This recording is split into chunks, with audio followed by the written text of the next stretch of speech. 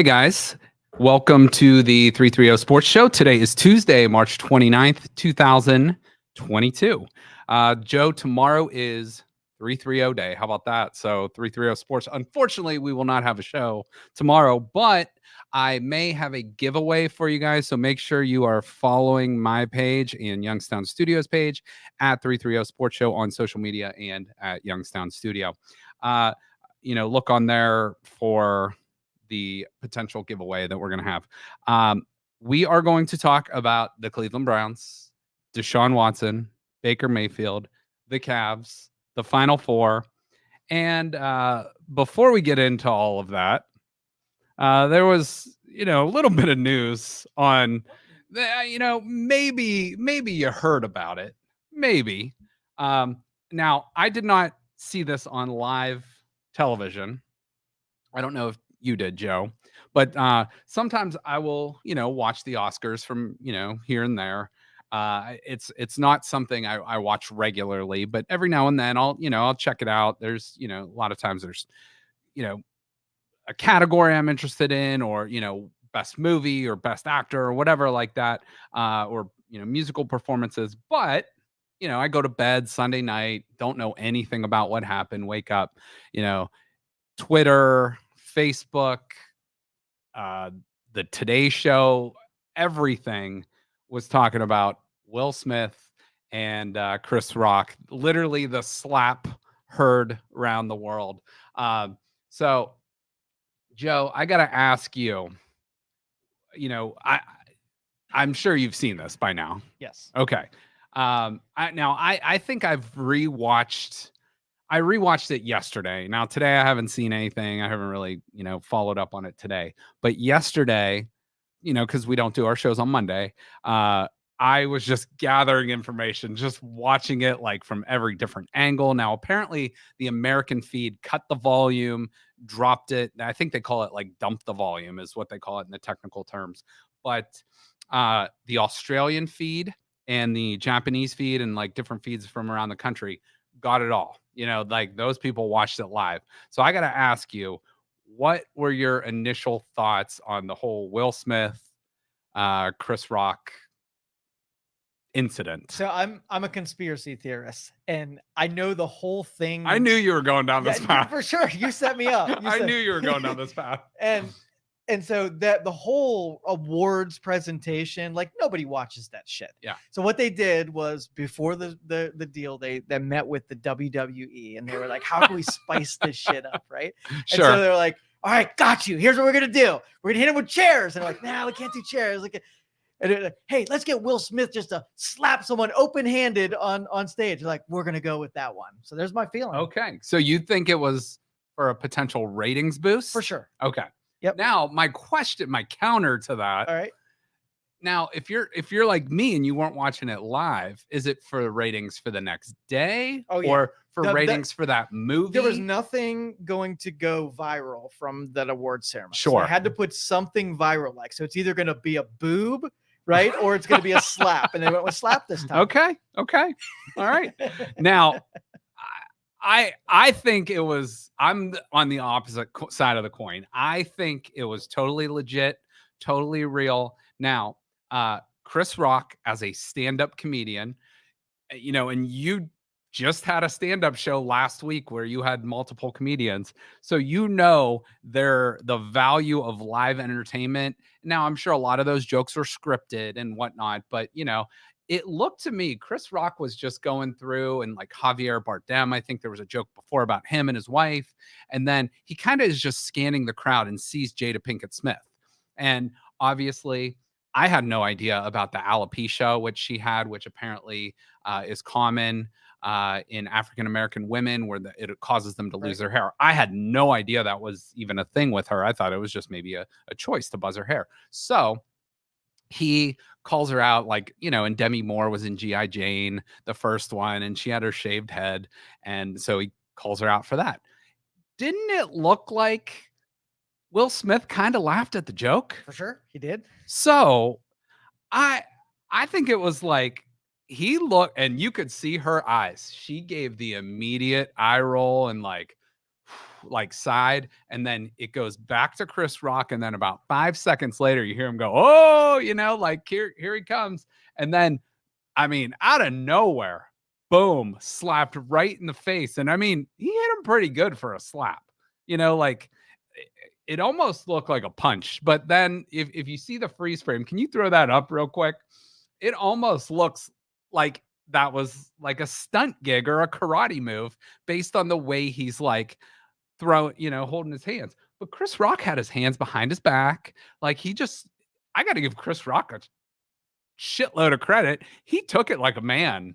And, he kind of was struggling over his words a little bit after that, but he just got pummeled. But to me though, that's why I'm thinking it was like maybe if it was a conspiracy theory, that was in Will Smith's camp. They forgot to tell Chris Rock about it because he had. Did anybody see if Will Smith had like an earpiece where a producer was telling him what to do? I need to see that. But then how about when he goes back to his seat and like in the broadcast, he's like, "Keep my wife's name out of your mother effing mouth." Yep. And like, I mean, he said it twice. And the second time I was like, holy shit, it's on, and that I was like, I mean, this guy should be up for best actor. Oh, wait, he was. And then he won 20 minutes later. So I don't know. It sounds like you're coming over to my side. I'm still, you're almost there. Now let me ask you this. Yeah. As, a husband, as someone, let's just say you were in Will Smith's spot. Somebody makes a joke about your wife. What's your response to that? I punch people. Like I don't have a breaker. Now at the Oscars, probably I'd be like, we're out of here. You wait till the after party. Exactly. Okay. Yeah. Okay. Yeah. Now what I have seen is a lot of comedians, stand-up comedians in particular, have been very vehemently outspoken in favor of Chris Rock and against Will Smith because, I mean, there's a time and place for everything, right. and you don't handle your business like that. Like, Will Smith crossed the line. It was inappropriate, uncalled for. Now, I have seen the other side where people are like, I'm glad there's still chivalry out there and blah, blah, blah. Now, my counterpoint to that, do you know anything about the Smiths marriage situation? It is a very open book. Is that what you're calling a dumpster fire these days? Well, apparently, I don't know when this started, but it was okay for other dudes to be with Jada Smith, but not another dude to make fun of her. So that's just what I'll say on that. And okay, so and let me throw this at you. So let's just say you're just at an award show as a spectator, and you disagree with the guy that's on stage. Yeah. Are they going to just tolerate you walking on stage and just? Oh no! You mean just me as a normal dude? Goes on stage. Okay. You just pissed me off. Oh, I'd get you get tackled in 2 seconds. One, you get tackled. Like you're getting the security would be all over like a normal person. This is Will Smith. Like I will say this. I have loved Will Smith as an actor for many years, and we're going to talk about that in just a minute here. We'll spend about 5 minutes on some of his stuff he's done, but your average person is getting tackled. They are getting in shackles and they are getting hauled off to jail. Whereas he, I know the Academy is like looking into like, should we take his award away? That, first of all, that's stupid, like whatever. And then second of all, like it's after the fact, maybe you suspend him and say you can't come next year, and that's like your punishment or whatever. Chris Rock's not going to press any charges. No. Apparently, like Diddy, or I don't know what he's called anymore, Puff Daddy, Diddy, P Diddy, whatever, like apparently he said like all was well in the after party, and Will Smith put out a public statement, and so did Jada Pinkett Smith, and so I have not heard yet from Chris Rock, but I think he apologized. He put one out there too. Did he? Did he? I have not seen that one yet, but I really think all parties were probably a little bit in the wrong, but Will Smith, I think, crossed the line, literally, like should not have crossed that stage line. So Chris Rock, not a really an appropriate joke, but a comedian, I don't know if he knew about her condition or not. Will Smith definitely crossed the line, and So Well, just remember, ladies and gentlemen, we'd never even be talking about this award show had it not been for that moment. So there will be. amen. So you're right. It worked for the ratings, but I mean, 365 days from now or whenever. Actually, usually it's in February. So this just added to our So March if next Madness. year something else happens, then Yeah. you know it came to the boardroom like, hey, you know what? That Chris Rock thing worked really well. What are we gonna do this year? Yeah. And it's gonna be boobies. I'm telling you, boobies next.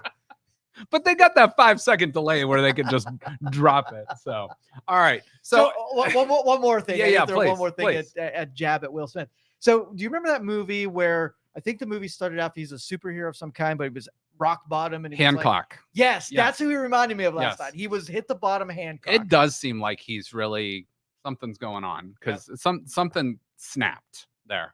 So, speaking of Hancock and speaking of certain Will Smith movies, that brings me to my top 5 Tuesday. So our top 5 Tuesday list today is going to be a duo top 5 Tuesday. We're going to start with top 5 Will Smith characters he's played in and top 5 Chris Rock characters he's played either in movies or TV shows. So let's start with Will Smith. Joe, do you have a favorite Chris Rock moment or let's actually start with Will Smith. Do you have a top 5 Will Smith character or show or anything? Men in Black. Okay. I mean, I did watch Fresh Prince of Bel-Air, but he wasn't great in it. I think he was much better in Men in Black. Okay. All right. So I'm going to start with my list and I'm just going to go through. You guys may agree, you may disagree. So my first one, my number 5 is Hitch. So Alex Hitchens, he's like the date doctor to set up, like socialites around New York and just kind of a cool movie. So number 5 is Alex Hitchens for Will Smith characters, in my opinion. Number 4 is Chris Gardner in The Pursuit of Happiness. Now, if you have ever seen this movie, it will make you cry because, we can say a lot of things about Will Smith, but damn, that dude's a good actor. And this is one of the best movies. It will literally give you goosebumps for what he has to go through, the adversity he has to go through with his son, who I believe is his actual son in real life in this movie. Number 3, when it pops up, boom, is Dr. Robert Neville in I Am Legend. If you have seen that movie, another great movie based on a book in like the 1950s, but I Am Legend, phenomenal movie, great character. Check that movie out if you have not seen it. Apparently, I've heard there's a prequel to that movie that will be out in the next few years. Number two on my list is Stephen Hiller from Independence Day. He's the Air Force pilot, kind of like, and he also slaps an alien in this movie right in the face. So he got his practice a little bit early. And he has a slap coach on payroll. That's true. And protecting America while he's doing it. And for me, the number 1, like, this is, you and I will probably disagree here because you thought he was okay in Fresh Prince. I thought he was phenomenal, and I think that's where he kind of got his start. So to me, my friends and I will still like send each other memes and stuff of the Fresh Prince of Bel-Air. I can't tell you like 10 episodes, but I can remember certain moments from that show that really I can still quote today. So a couple other honorable mentions that I threw in there were some that, Joe, I know you had mentioned Men in Black. So I had, he played Muhammad Ali. Obviously, this is a sports show. That was a great character. Hancock was in there. Agent J was his name in Men in Black. He was the genie in the recent Aladdin movie. Mike Lowry in Bad Boys, which is a pretty good one. And then if you like the Suicide Squad movies, Deadshot was his character on there when he was just like literally 100% accurate. I want to re-answer. Like my favorite Will Smith movie now is 7 Pounds. It's like 7 grams or something, isn't it? Or is it 7 pounds? Yeah, he got in a car wreck. It was a jellyfish one. Do you remember? Oh no, I'm thinking of something else. You have to look that up because okay, yeah, 7 pounds. Okay, so let's see, what's 7 Pounds is a 2008 American drama film directed by blah, blah, blah. He's changed lives of 7 people. Yeah, so Okay. not to spoiler it on Yeah. you, but it's a 20-year-old movie. So, It's all right. so he gets in a car accident. Okay. And there are 7 people that are ill affected by it. It's devastating to him. He thinks about the accident. And Sure. So he sets out to change 7 lives and they pay it forward in that way. It's really a cool premise. Interesting. All right. And I won't give the end away. No, that's all right. No, so 7 pounds. Okay. So another recommendation right there for another Will Smith movie. And I'm sure will be trending for probably the rest of this month, which is kind of, coming up on its end, but he's definitely going to be trending for a little while. All right. So let's switch to the slappy, or is that the correct term? Sure. Was he the slappy? Yeah, he wasn't the slapper. He was the slappy. So let's go to Chris Rock. Chris Rock doesn't have quite as many notable movie and TV show roles as Will Smith. Obviously, Will Smith's probably the most well-known actor in Hollywood, or at least in the top few.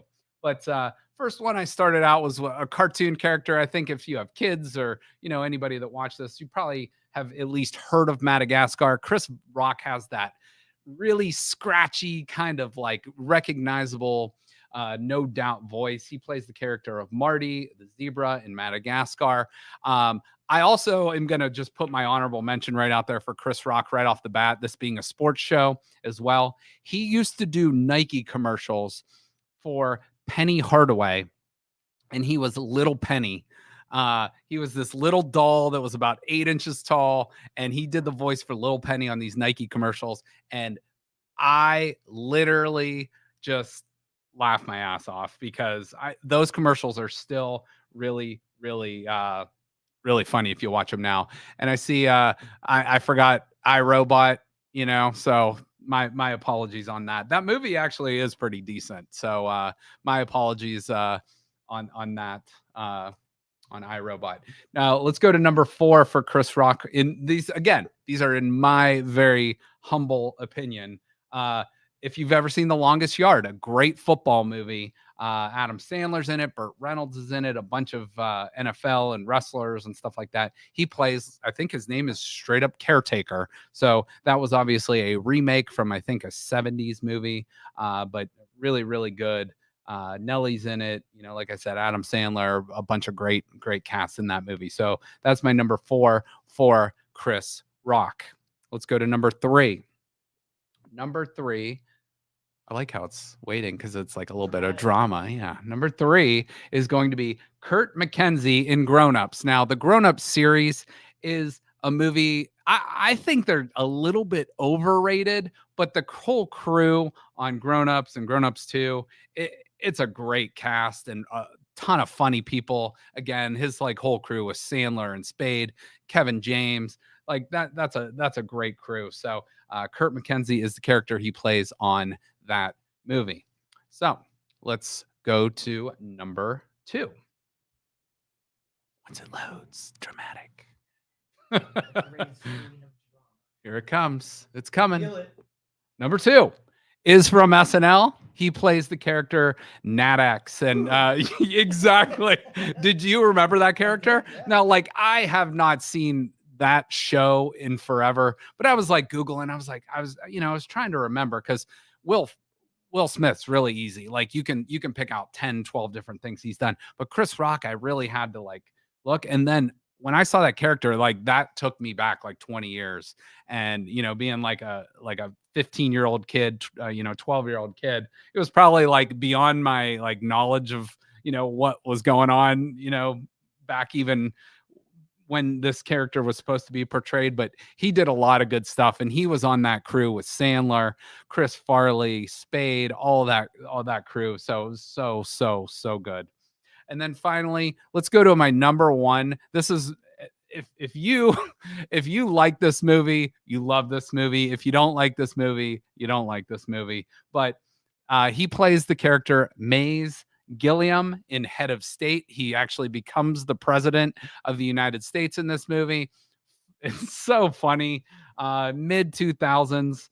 era movie and just really, really good. So those are my Chris Rock movies.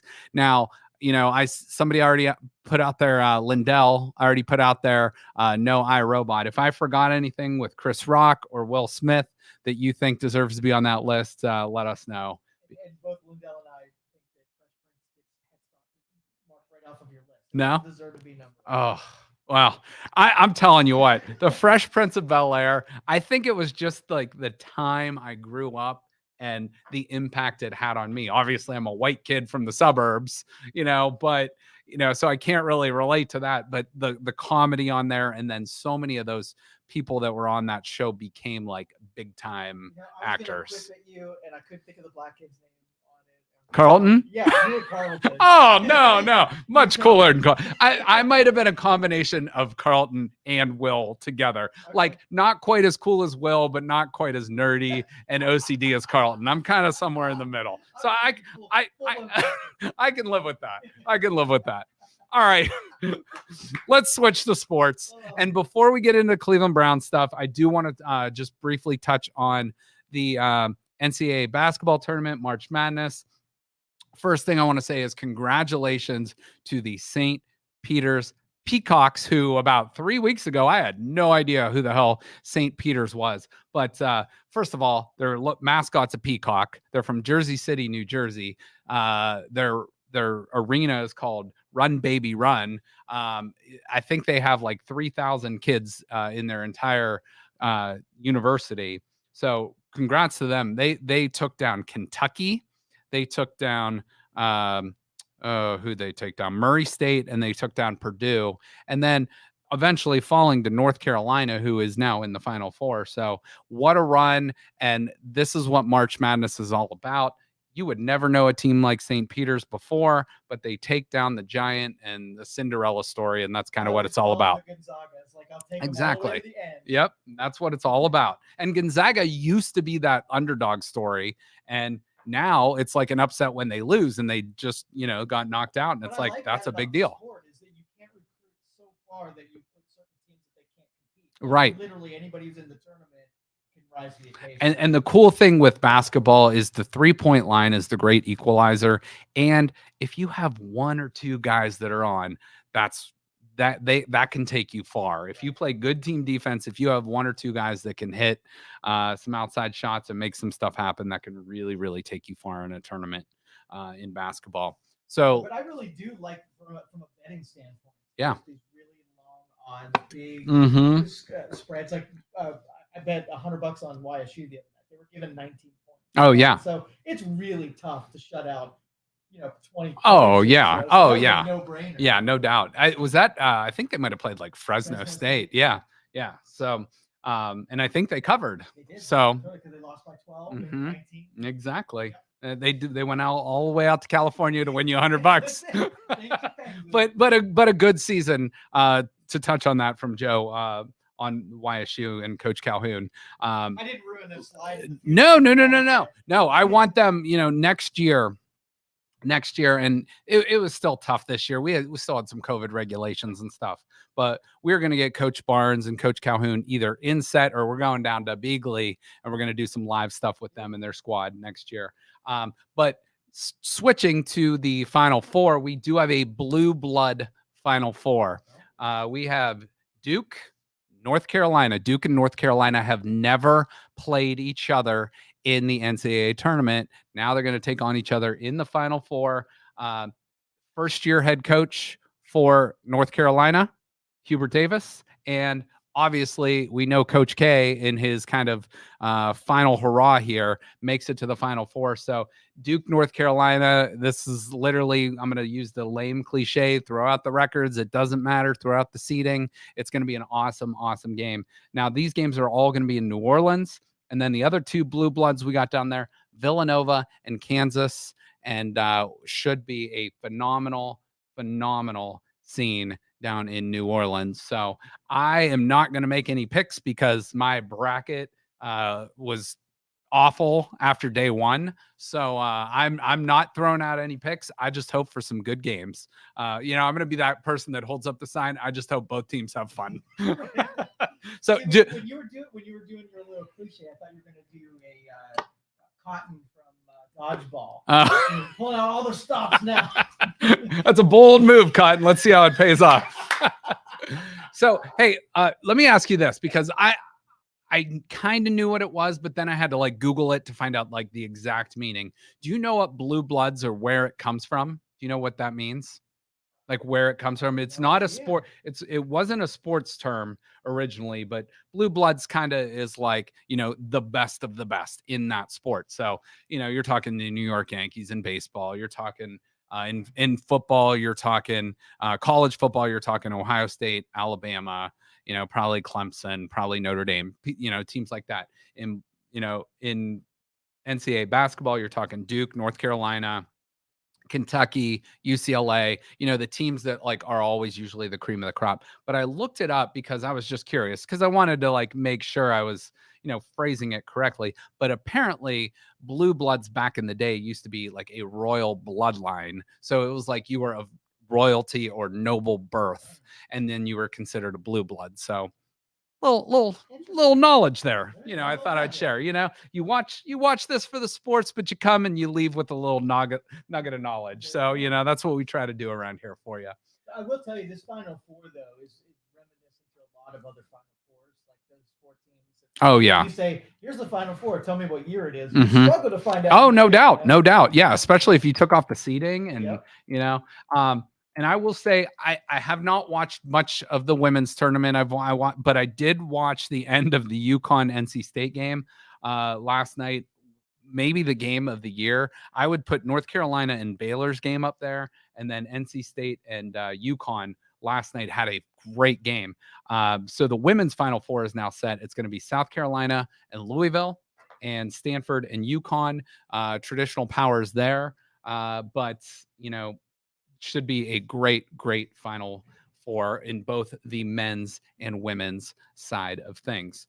So what are we going to go to next? What will the slide be next? Oh, man. So anyway, before we get into the next thing, did you fill out a bracket this year? You did not? I will say I filled out 3. And normally I try to stick to 1, but people are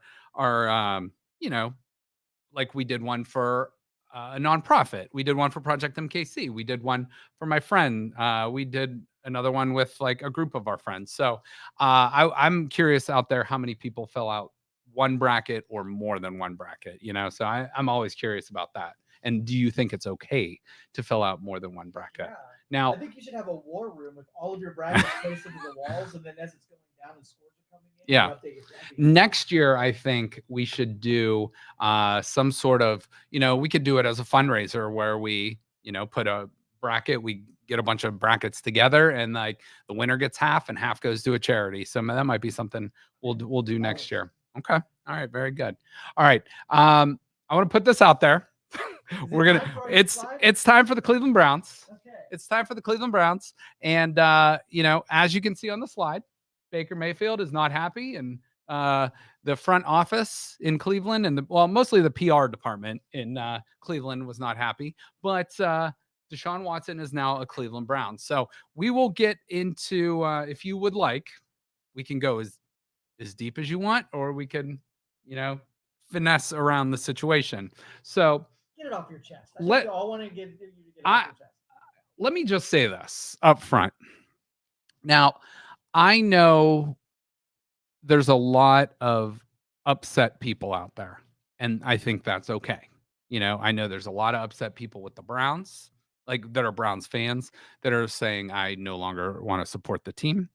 I think there's a lot of Baker Mayfield fans that are out there that are saying, Baker got a raw deal. Okay, that's fine. I don't agree with that. And I think there's a lot of people that are happy with this move because they think it makes the Browns a legitimate Super Bowl contender.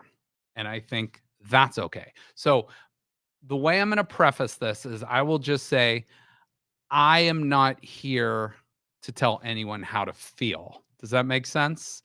I think it's okay to feel however you want to feel on this situation. If that might be taking the easy road, but I think there's a lot of different ways of thinking, and this is like an onion. It is a very, very complicated situation with the Browns, with Deshaun Watson, with the NFL, with the women involved.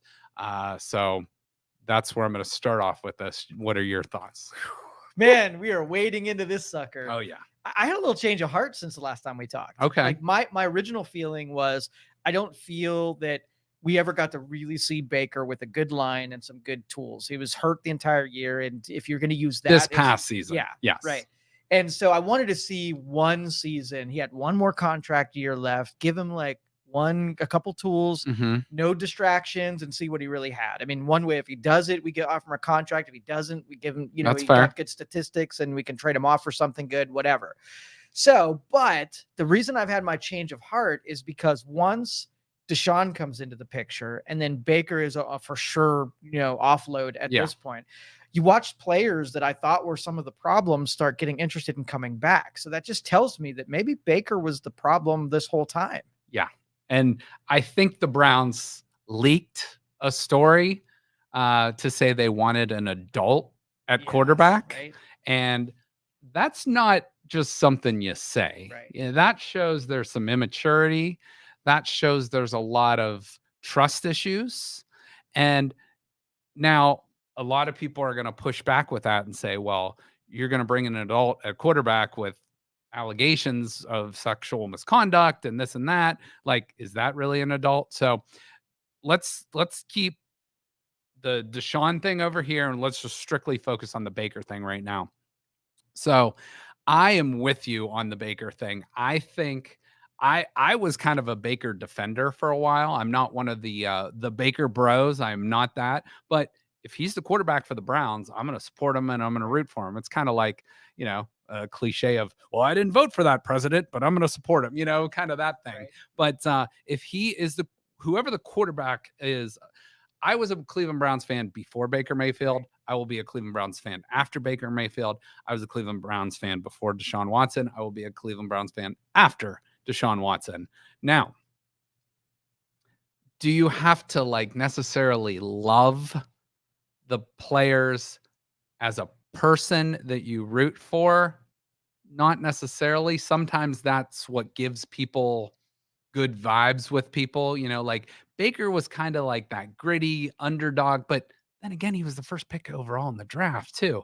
But, you know, it's like he does all these progressive commercials and, you know, he's out in the community and people seem to like him. So I get it from that perspective why, but from a football perspective, you can't argue that Deshaun Watson is not a serious upgrade over Baker Mayfield. So, and the portion with the legal troubles and the accusations, see, to me, like an accusation is something that you pay attention to, but anybody can levy an accusation at you. So especially if he was putting himself in compromising positions that allowed that, then that's just stupidity. And he kind of has earned the negative that goes along with that. Yes. But if you can't get a conviction or you're not going to have, from the legal standpoint, you can't prove anything, I got to go with it's a concern. It's a red flag to me, but you can't hold a guy responsible for being accused of stuff. Now, right.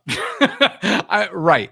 Now, this has gone to a grand jury twice now, and both times they, you know, threw it out. Now, that doesn't mean now there's a lot of, I want to say, moral posturing out there on social media where people will say they're taking a side when I don't necessarily. We'll see how you are in September. Right. Like, don't tell me you're not a Browns fan now and then root for that guy in September. And again, I'm not here to tell you how to feel. That's your opinion. But I think a lot of people are going to tell on themselves. Does that make sense? Sure. In the future or in the past for what they've done? And I do not agree with you know, Deshaun Watson's maybe poor decision making. Like you said, did he put himself in bad positions? It sounds like it. Yeah. But you and I don't know the story. Right. 99% of Browns fans out there don't know the story. It sounds like the Browns did their due diligence, you know, hiring independent security, talking to the FBI, talking to the Houston police, and you can't invest that much money in someone, trade away 3 first-round draft picks if you don't feel like he's guilty. Right. You know what I mean? If you think he's going to be found guilty in court, then I don't think you can make that trade. Right. Now, Well, but in the NFL though, I mean, there's a bunch of high paid personalities: Ben Roethlisberger, Kareem Hunt, Ray Lewis. Like all of those had something in there that you could have said not provable, but I'm looking at you through those eyes. But they still were able to flourish in the NFL until you're proven guilty for it. The newest, highest paid wide receiver in the NFL, Tyreek Hill, who Exactly. just got traded from Kansas City to Miami. He has a very checkered past, and my question is to those people that are, anti, like I'm done with the Cleveland Browns. If you're older, did you root for Jim Brown? Jim Brown's not a very good human, like at least what he's done in the past. Right. He was a great football player, maybe the best ever, but the best person, not necessarily. So, Kareem Hunt, did you celebrate when he scored those 2 touchdowns in the playoff game against Pittsburgh? I mean, so to me, it's just a slippery slope. And I am not discrediting any of the women. If it should be, again, innocent until proven guilty. Right. That's kind of what our country's based on. However, in the social media world, it's kind of the reverse. It's kind of you're guilty in the public light, in the public persona, and you need to prove to us, so I don't know. You need to prove to us that you're not guilty. You know what I'm saying? For sure. So it's like you said, anyone can make an accusation, but it has to be proven. So now the civil suits, we'll see. Will he be given a suspension? We'll see. So there's a lot of layers to this going forward. But give me back Josh Gordon with weed and speeding any day, right? Well, I want Deshaun Watson as my quarterback if he's innocent. And you know what?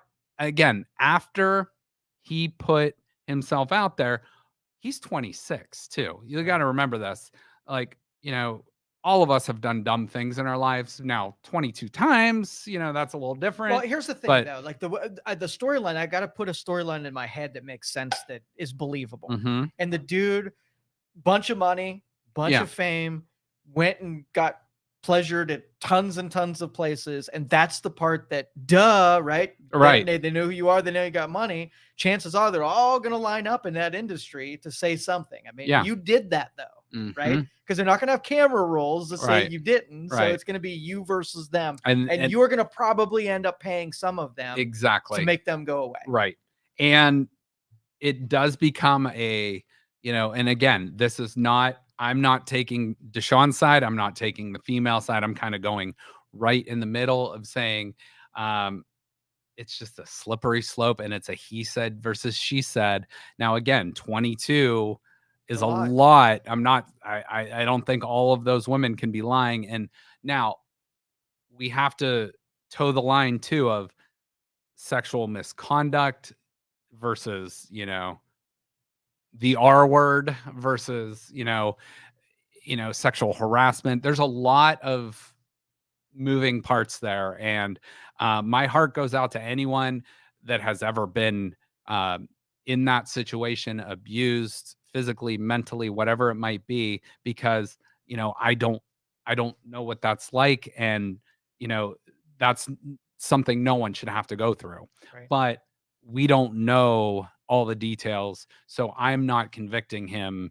Now, am I going to root for him?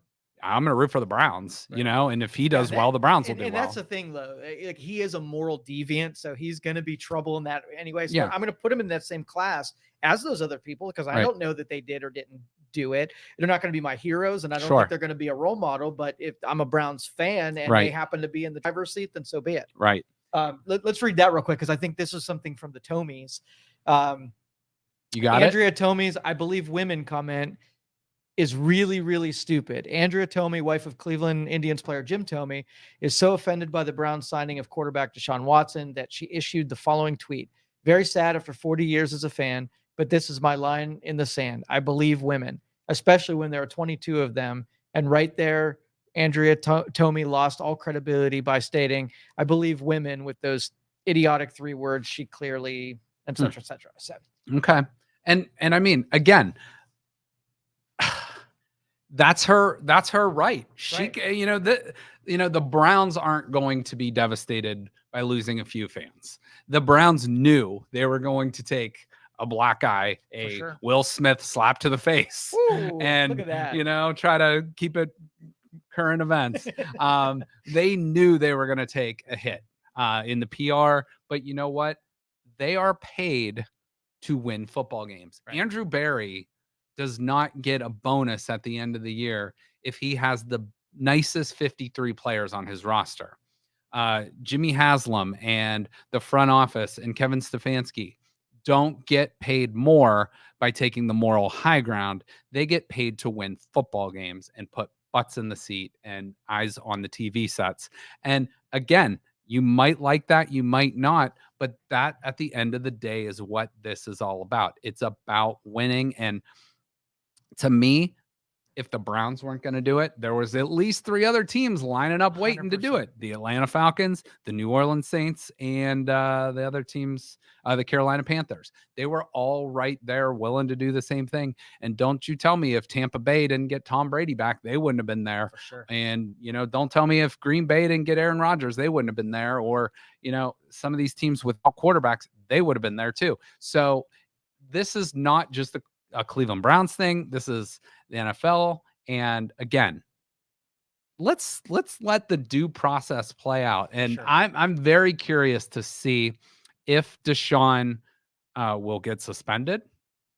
If there's going to be a point where he's going to have to probably decide, though, am I going to fight these? Because if I fight them, let's say, okay, so 22, right? There's 52 weeks in a year. Let's say each case takes 1 week to do. I mean, that's half the year. That's half the year. So if he's fighting him, can he be practicing? Can he be, playing in games that week? So I don't know. The Browns did. So let me just roll this out and you tell me what you would do. So let's just say going into this, that the first 6 games are just not going to be Deshaun games. Okay. Who's your starting quarterback if he's a suspended player and Baker's already, or do you get rid of Baker? Baker's gone. All right, so there's no I've closed he's gone. Okay. He's gone. I think he's going to be a Seattle Seahawk by, I'll say by draft day or on draft night. I'll say that. I'll say Baker Mayfield is the Seattle Seahawks quarterback. I think the best spot for him would be to back up Tom Brady in Tampa. But I think for him, he probably wants to be a starter. I think the best situation for him is probably Seattle. You got a good wide receivers. You have good skill position players, not necessarily a great line, but that's probably the best position for him. It's the Browns more so, I think, is the money, getting the $18.9 million off their books, right? Because I think that's holding up signing like a guy like Jarvis Landry to get him back, or Jadeveon Clowney, or possible other free agents that might be out there. So you would give up even draft picks if you could just take his whole salary and off the books? I would take a low round draft pick to get rid of him. I don't think I would be giving up a pick to have someone else take him quite yet, because if that were the case, I would stash him and wait until maybe a quarterback gets injured and then they really need him. But if you straight out release him, who's they are saying wants him? Pittsburgh. And that would be interesting. And we probably don't want to play against him twice in a season. If you really don't like him, maybe you do, but I don't know. Who do you start then for the first 6 games? They did sign Jacoby Brissette, who by all accounts is a top 5 backup quarterback in the league. I listened to Peter King, who's very, very knowledgeable and plugged in with the NFL, and he thinks that was the best signing so far of the Browns this offseason. So why did we get rid of Case if he was probably? I think financially, he was. Expensive. I think he was making a little bit more than Jacoby is going to make, and it was just like, I think it was maybe a start fresh thing, and you kind of want your backup quarterback to mirror the same skills as your starter. So if your starter goes down, your backup can come in and you can still kind of run the same offense. Okay. Kind of like what the Ravens do. If Lamar Jackson goes out, they have, I forget his name right now, but the backup comes in and he pretty much is Huntley is the guy. And he pretty much comes in. He's not quite the athlete, but kind of a similar player. So you in the off season, you go and fetch yourself a Ferrari, and on first day of school, you get dropped off in the VW. It's not going to sit right with me. I think if Jacoby Brissette is playing some quarterback for the Browns, he will get the job done. Okay. I don't think he's going to go 6-0 or whatever, but I think he will be good enough to keep you afloat if it's a 4-game suspension or 6-game suspension, or who knows, maybe it's nothing. I don't know. I think it's going to be 4 if I had to guess, but I've heard 6, I've heard 8. But hopefully for the Browns' sake, and if Deshaun Watson is not guilty, especially in the court of law, hopefully it'll be nothing. But that remains to be seen. And again, let's let this all play out and see what happens. All right. So 3 questions for you. Yes. You just say yay or nay. Mm-hmm. Jarvis Landry. Yay. He's coming back, you think? I hope. Well, I hope. Okay. I think it's more. Yeah, I'm going to say yay. Okay. Odell? No. Clowney? Yay. All right. I think Jarvis and Clowney are back, and Odell no, for 2 reasons. 1, I think he's too expensive. 2, don't forget he tore his ACL in the Super Bowl. He won't be back till like November to play at least. So I think the Browns are, if your first or second best receiver are out for the whole year, and then your quarterback might be out for the first few weeks, you're really putting yourself in an early hole too. So, so we'll see. And draft day is going to suck for us. Well, no, yeah, our Browns are, our Super Bowl used to be on April, whatever it is. We'll still have some fun with them. We'll do some mock drafts. We'll do some other things. And the Browns still do have a decent number of draft picks, right, just not that sexy first rounder that we're so used to. Right. And, I am a little sad because I thought they were going to take Garrett Wilson from Ohio State, the wide receiver, but he's going to be gone in the first 13 picks for sure. So you potentially have Cooper, Peoples-Jones, and you might have Landry. And I think they'll probably draft a guy in the second round. Yeah. Or maybe you package some of those picks, trade up, get a really quality guy at the end of the first round. So, remains to be seen. But I think the Browns will still bring in a veteran and draft a guy. So I'm going to put my prediction on that. Yeah. Right. So we'll see. All right. We'll get back more into the Cleveland Browns soon, because that was plenty of information. I do want to check in real quick with the Cleveland Cavaliers. 2 minutes here, hopefully. But last night, the Cavs finally got a W. They were able to get back to their winning ways, knock off the Orlando Magic. With a slap to the face, 107-101. But the cool thing about last night's game is that was their 42nd win of the season. There's 82 games. You do the math. Worst they can go is 42-40. So that means they have clinched their first winning season in 4 years, which is great. Now, with that came some bad news. Unfortunately for the Cavs, they have just had the injury bug plague them all season. Now, here's what they got left. They have 7 games left. They got the win versus Orlando. They got Dallas, Atlanta, New York, Philadelphia, Orlando again, the Nets, and Milwaukee. So not the easiest schedule to finish out. They are sitting currently in the 7th seed. They can finish anywhere from the 5th seed to the 9th seed. And, for the Cavs, they really need a few more wins to get back in the hunt. They are currently, as I said, sitting in the 7th seed. They do have the tiebreaker with the Raptors if they were to end up in a tie. But if you're in the 7, 8, 9, and 10 seed, you are in the play-in tournament. Now, what that means is 7 and 8 play each other. The winner of that game is the 7th seed. The loser of that game will play the winner of 9 and 10.